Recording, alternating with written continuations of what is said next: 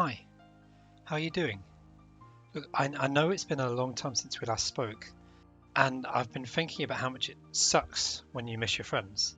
And I thought I could keep busy playing Kingdom Hearts, take my mind off it, but it seems to have really backfired. Because the guys at Square Enix and Disney, they really want me to know how much it sucks when you miss your friends.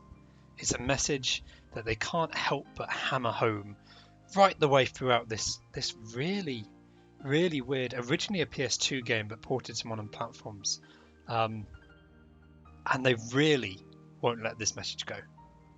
Kingdom Hearts is a really odd video game, and I want to try and work out why it's taken on such a weird cultural identity. This game really became a phenomenon, and I don't think it's what anyone was expecting. If you sell it to you and say, "Oh, it's a game with Disney characters and Final Fantasy characters," the Disney license when in the hands of the RPG masters of the genre Square Enix. Only it's not a traditional JRPG video game. It's more of an action adventure. It should not work on paper, but somehow the creators really struck a nerve and it sticks with you. I finished playing it over a week ago for the second time. The first time I played it was back when it originally came out on the PlayStation 2. I've been lucky enough to get a chance to replay it, and it sticks with you. I remembered so many of the scenes that I've carried away with that memory in my heart all these years. And it, as I said, on paper it just should not work. But the game puts you in control of this character called Sora. He's not a Disney or a Square Enix traditional character. He's brand new for the game, and he's growing up on this little island. And after a really bizarre CGI opening sequence, which in retrospect actually covers the plot of the game quite successfully, although the first time you see it, you're just like, what is this weirdness? Because it has your friend standing in the ocean and then he disappears and you're knocked over by this tidal wave. But then your other friend helps you up, but then you fall you see yourself falling from the sky in the distance. While you're trying to work out why there's a copy of you falling from the sky, suddenly the ground underneath gives out and your friend reaches out to try and hold on to you, but she can't get you, so you go plummeting and then you are the person in the sky falling into darkness. Yeah, and then you land surrounded by this image of one of the ancient Disney princesses in this black void of nothingness. That sounds like nonsense, but it's actually almost a perfect metaphor for the story of the game, all encapsulated within 2 minutes with this funky J-pop soundtrack, which is also gets in your head and you can't get away from. But yeah, you control Sora, this original creation, and his two friends, Kairi and Riku, and it's a perfect encapsulation of childhood play. You know, you're on this beach. It's a lovely little picturesque scenario. Nothing else in the world matters, just the little game and the fun, how great it is to hang out with your friends and live this little life. And then within an hour, before you actually have a chance to get settled where you are, it's all taken away from you. The world is consumed by this black darkness. You see Riku, your main buddy, who's kind of had this like competitive streak with you throughout the whole introduction, and he's been racing you and battling you, and so this competitive gameplay streak. He reaches out to say, I want to go and explore other worlds. I'm fed up being stuck here. I'm not a kid anymore. I want to grow up. I want to go and see what the world has to offer. But you can't follow him. And then you go after Kairi, your other friend, who you're scared about what's going to happen to the two of you, and she disappears. And the world is swallowed by darkness, and you're dumped in this other new location called Traverse Town, where a couple of characters from the Final Fantasy games say welcome, and explain to you that your world has been swallowed by darkness, and you're now a refugee, living trapped in another world with no way home. It sounds really bleak, it sounds really dark, and it really would be, apart from to counterbalance all this, whilst horrible introduction was going on, we get this comedic sequence where Donald Duck and Goofy walk in on Mickey Mouse, who's now a king for some reason. He's very rarely depicted as a king outside the Final Fantasy games, but no, now he's a monarch. He rules this little kingdom. But the two of them go to visit him, and they find this little note saying, "I'm really sorry, the stars have been going out. I need to solve it." And Mickey Mouse takes it upon himself to fix this by disappearing. And he leaves Donald and Goofy, who are falling over themselves in this little comedic sequence, trying to hide the fact Mickey Mouse has gone missing, and they have to follow him from their respective partners, Daisy Duck and Minnie Mouse. Goofy doesn't have a partner. He must be very lonely. So they get sent on this quest, sent by King Mickey to find the Keyblade bearer, who happens to be Sora, because when the world got swallowed by darkness, he found this mysterious key. And that's what you do for the majority of this game. It's a 40, maybe nearly 40-hour long game where you hold this giant key that's the size of a sword, and you just beat these little black monsters over the head with a giant sword. It really is, it's crazier than it sounds. It's not as crazy as it sounds, it gets worse. So Donald and Goofy come to Traverse Town on this little spaceship made of not Lego blocks, because Lego aren't part of this game. They're called gummy blocks, but they're Lego blocks. So you and your not Lego spaceship, Donald and Goofy, go out to try and find Riku, Kairi, and King Mickey. And the only reason you're pairing up initially is because you have the Keyblade. But across the course of 40 hours or so, Donald and Goofy will really become your best friends in the world. And so the three of you go on this little adventure through all of the other different kingdoms that Square Enix had the license to use from Disney. And they're mostly not, this is a game that came out not too long after the Millennium, so they're mostly 90s era Disney movies. We've got Agrabah from Aladdin, we've got Atlantica from The Little Mermaid, you've got the Tarzan movie and the Deep Jungle from there. The Beast from Beauty and the Beast turns up, but there's some older franchises as well. There's Winnie the Pooh. He's not a world, he's this character in a little book that you can enter, and because all the pages of the book have been torn out, you have to find the pages, put the book back together, and then you can become friends with Winnie the Pooh and Rabbit and Eeyore and Tigger and the gang. But all of the other places are worlds that you go to, and it's like, when you haven't got any friends you can go out and play with, what can you do? Well, you stick a Disney movie on, and for a couple of hours just immerse yourself in this little vibrant worlds, distractions that Disney's been producing for over a century now. You can chill out with these 90s era. As I said, there's some older ones. There's as well as Winnie the Pooh, you've got Peter Pan, and you've got these little references to older franchises as well. So Dumbo is a character you can summon. But all of these characters, you visit their worlds, and Sora, Donald, and Goofy get caught up because these people have their own problems. Life's not simple for any of us. All of these worlds have a little cast of characters in them with stuff that's going on, which is just not fun.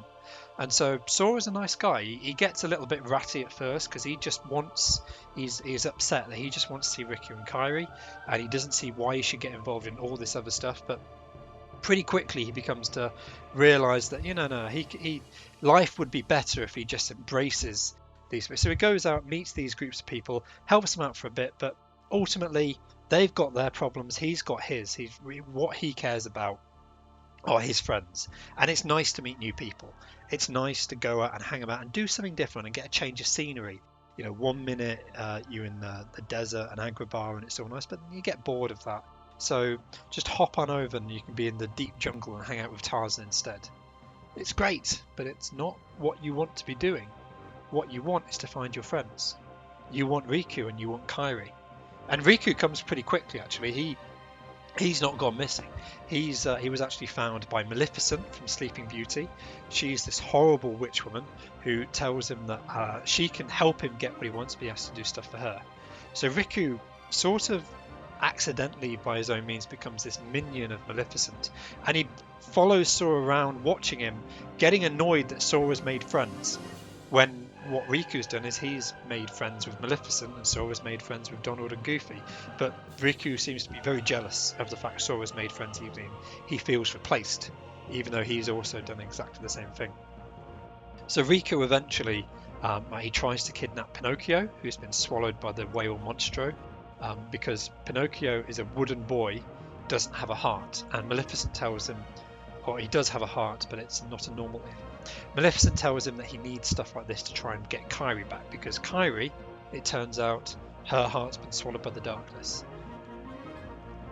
The weird, completely unexpected, but the weird thing is there are 7 princesses of heart who are taken from across the different Disney movies. You've got Sleeping Beauty, Belle from Beauty and the Beast, Jasmine, who you get to see kidnapped from Aladdin, Alice from Alice in Wonderland, she gets kidnapped from Interview. As you go through your adventure, you sort of discover and get these hints of what Maleficent's doing. But only when you reach the final world do you really understand that what's actually going on is that Maleficent has been gathering these princesses together so she can open this great gateway to Kingdom Hearts, which is, the meta plot is weird. Before any of us were alive, theoretically in an ancient bygone day, everything was great. There was a lot of light in the world, but then darkness and despair started to spread, and so people locked the greatest light away to try and hide the shadows. And Maleficent wants to find the way back into that light because it will give her power and the means to control other people, presumably. It's never really explored.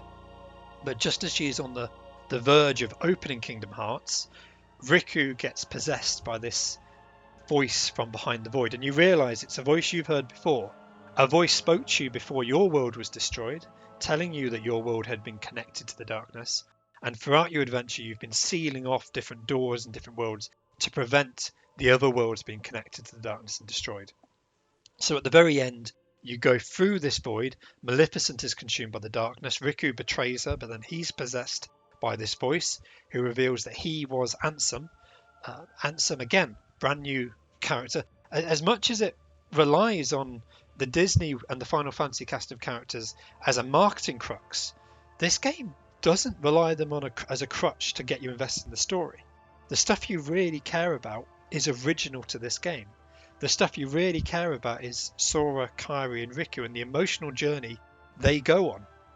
But it all culminates with Ansem as the Seeker of Darkness, this new and original character, declaring that there is essentially no hope, no point in living. We should just submit to the darkness, which is essentially a metaphor for despair and hopelessness. And if we just accept that our lives are going to be miserable, then we can move beyond that. We can use that acceptance of darkness and power to be stronger. But it's not a positive worldview, it's a horrible philosophy.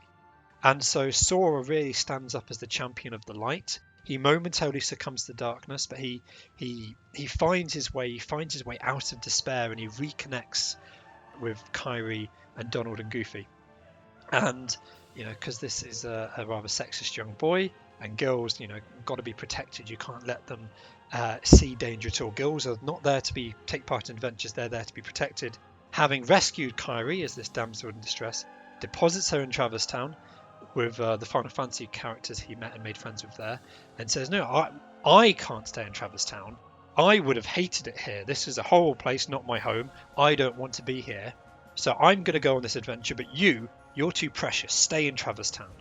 It's not as bad as I'm making it out to be, but it's there. And so Sora goes back. He, Donald and Goofy go through the world to darkness. They confront Ansem, who has fully possessed Riku from this point, and they fight him to try and save Riku's soul. But it's too late.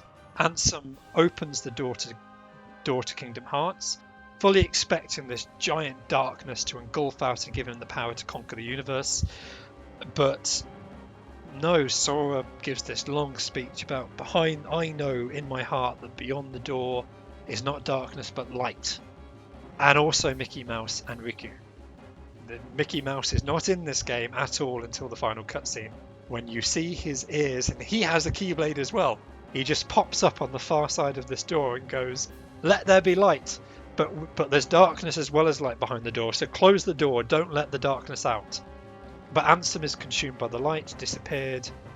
All of the worlds which were consumed by darkness are freed when this door is open. So Destiny Islands, this little island where you grew up on, it reconvenes. There's a horrifying, terrible final cutscene where Kairi goes back to her world.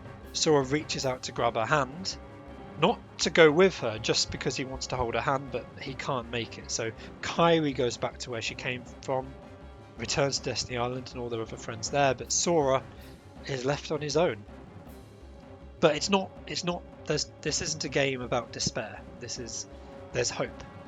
Kyrie's back home, but Riku and King Mickey are still lost. So Sora, Donald, and Goofy, they have their mission. They're going to go and find Mickey Mouse and Riku, and there will be sequels. And it's beautiful. And it's not what the game sells itself as. It sells it as this romp through the little Disney kingdoms. But the Disney kingdoms are these fleeting experiences, and most of them are not that impressive. The Olympus Colosseum from Hercules, that's not a world so much as a series of boss rush trials where you just fight round after round of different enemies. Alice in Wonderland is this confusing. I mean, there's this one room where the Queen of Hearts is putting people on trial, but most of it's just wandering around this confusing little jungle, which is simultaneously really small, but also far, far, far too complicated in the way it lays itself out. Some of the later worlds look quite interesting. There's a great riff on The Nightmare Before Christmas and Jack Skellington, and a lot of these characters will join your party temporarily. So Tarzan, Aladdin, Jack Skellington, Peter Pan, you can sub out either Donald or Goofy, get them to join you in their respective worlds, and it's absolutely great to be fighting with Peter Pan by your side, and he teaches you the ability to fly.